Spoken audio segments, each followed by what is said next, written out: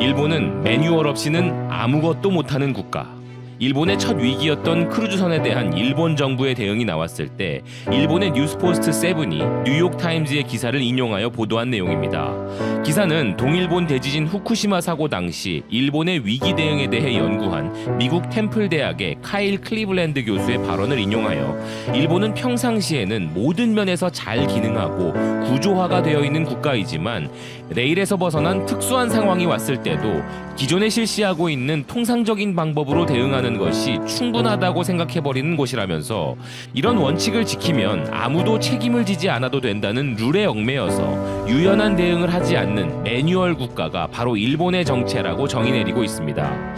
이런 일본은 현재 검사를 확대하자고 주장하는 의사를 기존의 TV 프로그램 출연진에서 제외시켜버리는 등 거의 북한에서나 가능할 법한 독재 수준의 규제로 사태를 숨기기에 급급한 모습을 보이고 있다는 것을 일본의 언론 리테라도 고발하고 있는데요.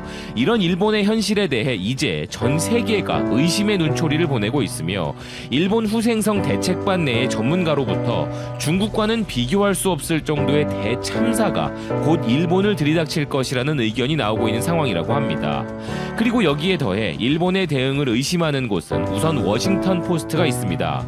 기사는 현재 사태에 대한 두려움이 완화된 일본은 사회적 거리가 너무 빨리 줄어들고 있다고 지적하면서 일본에서는 벌써부터 벚꽃을 보려는 사람들이 거리에 가득한 상황이고 술집과 식당도 가득 차 있으며 자제 요청에도 불구하고 사이타마 슈퍼 아레나에는 K1 경기를 보기 위해 6,500명의 사람들이 모여들었다는 사실에 크게 우려하고 있는데요.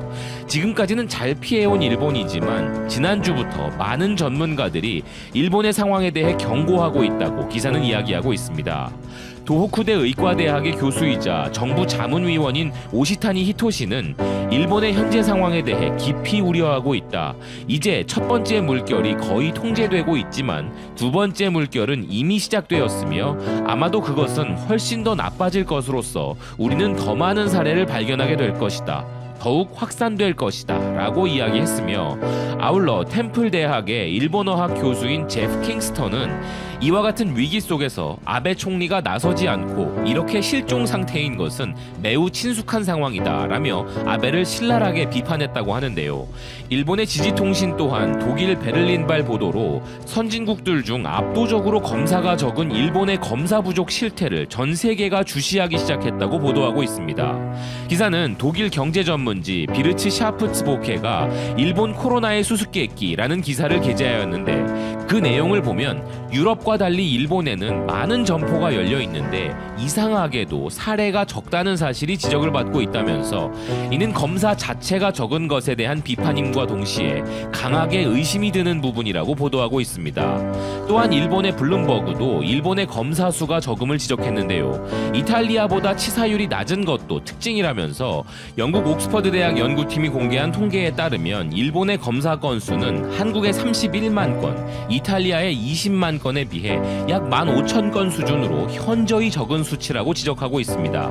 이런 의심은 한 일본 언론의 기사를 통해 거의 확신이 되고 있는 분위기인데요. 일본의 마이니치가 현 위기 상황의 제2 여파가 우려된다면서 중국과는 비교도 할 수 없는 상황이 될 것이라는 일본 전문가의 의견을 전한 것이 바로 그것입니다. 기사는 현재 일본은 사례 추이에 큰 변화가 없지만 해외에서 귀국한 사람들로 인한 사례가 급증하고 있다면서 서양과 동남아시아에서 감염이 확대되고 있는데 지금까지의 중국과는 비교도 할 수 없을 정도의 수준으로 일본에 몰려들 것이라고 이야기한 후생노동성 대책반 소속의 니시우라 히로시 홋카이도 대학 교수의 의견을 전하고 있습니다. 결국 이런 불안감은 일본 시민들에게도 그대로 전해지고 있어 서구권 국가들처럼 일본에서도 사재기가 심각한 상황인데요. 일본의 IT 미디어 비즈니스 온라인은 일본인들이 현재 물자 공급이 충분한 것을 알면서도 대량의 사재기를 하고 있는 현실을 이야기하면서 왜 일본은 한국의 마스크 구매 방식처럼 구매를 할 수 있는 요일을 정해 운영하지 않는 것인지 의문이 든다는 일본 시민들의 의견도 전하고 있습니다. 매뉴얼이 없이는 아무것도 못하는 나라가 현재의 상황을 숨기고 숨기다 이제서야 본격적인 확산의 시작을 우려하고 있다는 것인데요. 올림픽 연기가 확정되기 전까지는 이런 반구도 없었던 도쿄와 같은 대도시의 폐쇄에 대한 이야기를 이제 서슴지 않고 하는 것을 보면 그들은 이제 그들이 감당할 수 없을 무시무시한 현실에 맞닥뜨리게 되지 않을까 하는 의견입니다. 지금까지 BK 뉴스였습니다. 시청해주셔서 감사드립니다.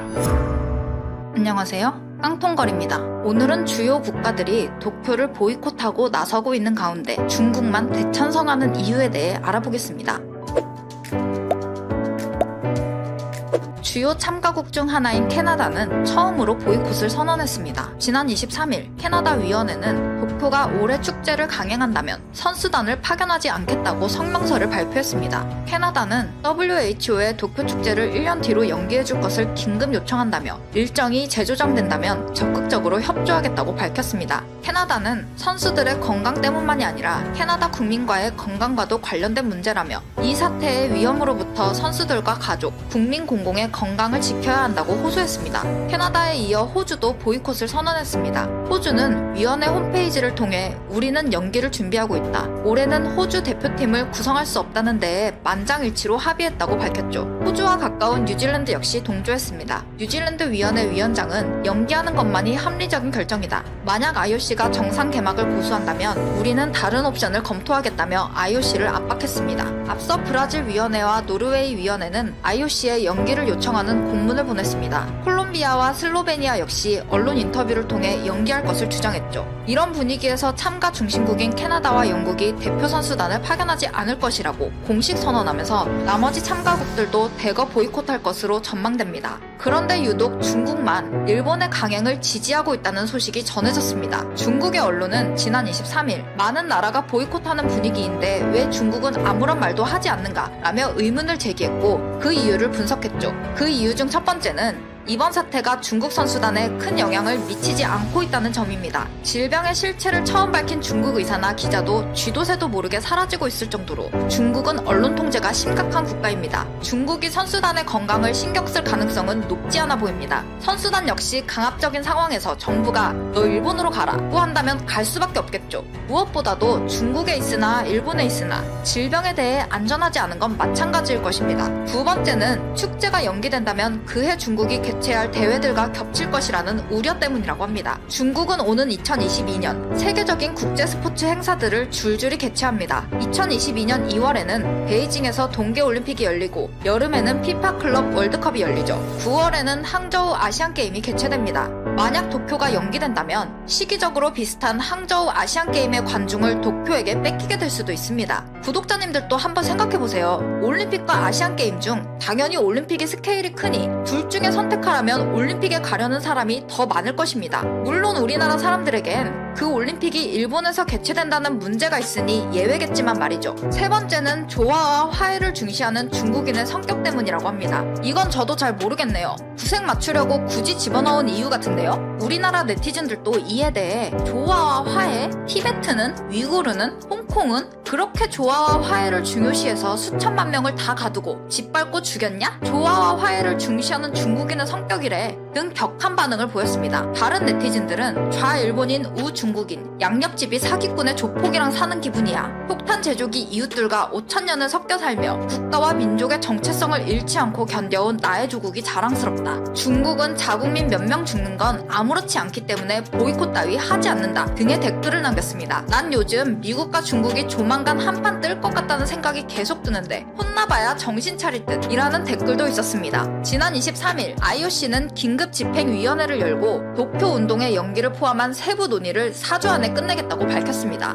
단 취소는 의제에 올리지 않을 거라고 덧붙였죠. 연기는 해도 취소는 없다는 겁니다. 취소까지 포함됐으면 더욱 좋았겠지만 어쨌든 이 발표가 전해지자 세계 각국에서는 두 팔 벌려 환영하는 분위기입니다. 앤드루 파슨스 국제 패럴림픽 위원회 위원장은 IOC의 결정을 전폭 지지한다고 말했고 세계 육상연맹 역시 연기 논의를 환영한다고 말했죠. 앞서 세계 육상연맹 회장은 토마스 바흐 IOC 위원장에게 7월에 개최는 불가능하며 바람직하지도 않다는 내용의 서한을 보냈다고 합니다. 영국 체육장관도 IOC가 검토하는 것은 옳은 일이다. 선수와 관계자들의 건강과 안전이 제일 중요하다고 말했습니다. 그 후 지난 24일에는 아예 대표팀을 준비하지 않겠다며 보이콧을 선언했죠. 지난 2016 리우에서 메달 순위 2위를 기록한 영국이 불참을 선언하면서 이번 축제가 정상적으로 열리는 것은 사실상 불가능해졌습니다. 미국 역시 IOC의 발표를 중요한 진전이라고 평가하며 우리 선수들이 빨리 결정해야 하니 좀 더 명확한 정보를 빨리 제공해달라고 압박했다고 합니다. 미국 일간지 USA 투데이는 전날 온라인 회의에 참석한 미국 대표 선수들의 여론조사에서 연기를 지지하는 의견이 70%에 육박했다고 전했습니다. 요미우리 신문이 20일부터 22일 전국 18세 이상 남녀 1077명을 대상으로 진행해 23일 공개한 전화 설문조사 결과에 따르면 연기하는 쪽이 좋다는 의견이 69%로 가장 많았다고 하네요. 우리나라 네티즌들은 그냥 연기하지 마라. 방사능은 괜찮고 질병은 안 된다는 희한한 이중성의 IOC. 연기 결정에 4주나 걸린다고? 1분이면 되지. 연기 말고 취소 등의 댓글을 남겼습니다. 일본에서는 연기하면 했지 취소는 절대 있을 수 없다는 입장입니다.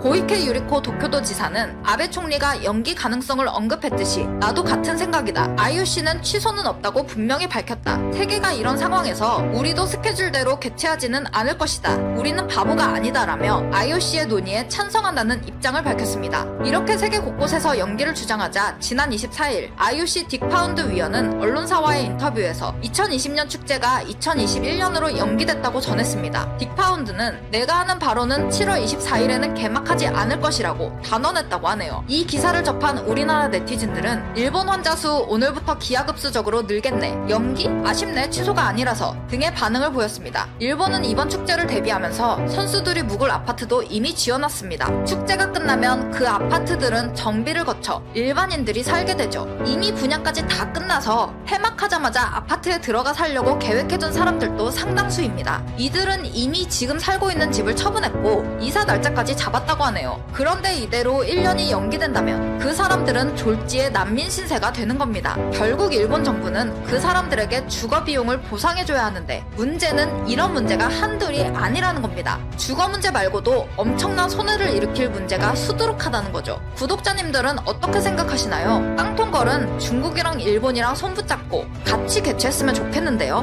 미세먼지와 방사능의 만남, 환상의 조합 아닙니까? 전 세계적으로 이 조합이 널리 알려졌으면 좋겠습니다. 오늘 준비한 영상은 여기까지입니다. 끝까지 시청해주신 여러분 감사합니다. 다음 영상에서 만나요.